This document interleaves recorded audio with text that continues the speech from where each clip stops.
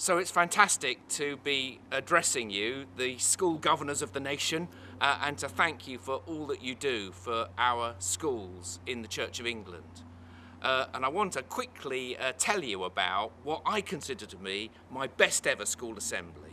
So this happened when I was working as a canon of Peterborough Cathedral, and I had part of my job description was to be like quasi very part-time chaplain to the King's School, which was a Church of England comprehensive school in the centre of Peterborough, which also doubled up as the choir school, which I think is unusual for a comprehensive school to be the choir school. Anyway, I went in there regularly, having to lead worship, take assemblies, that sort of thing.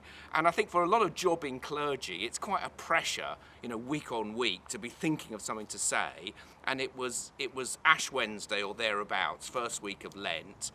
I hadn't really prepared anything and didn't really know what to say. I'm in the shower that morning, panicking, thinking, I'm on in about an hour. What am I going to say to, 1,000 teenagers?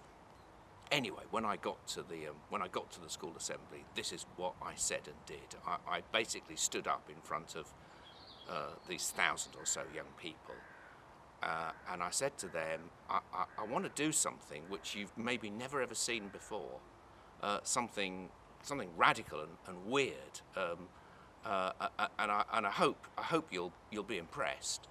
I said, because the thing is, your lives are so busy, so frantic, and so full of noise that I wonder whether you've ever really experienced.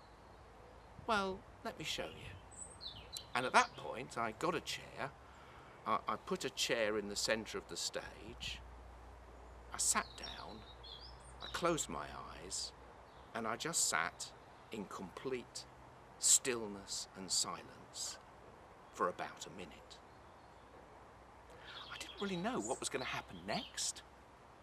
But somehow, these 1,000 young people held the silence with me. And when I stood up, when about the minute was up, I got, for the first time at a school assembly in that school, a huge, spontaneous round of applause.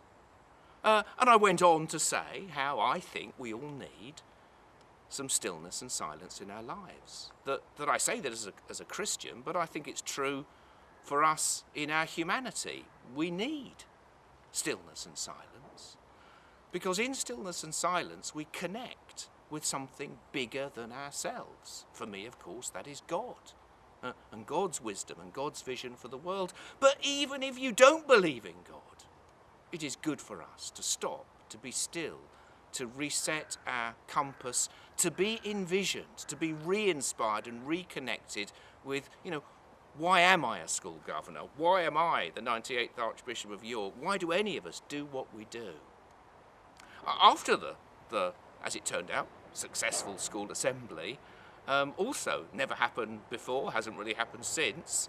Over the next week or so, I had parents stopping me in the street saying, are you that kind of weird clergyman who, our son told us about, that you came to the school and for the assembly you just sat in silence on the stage? I said, yeah, that was me, and we got into some good conversations.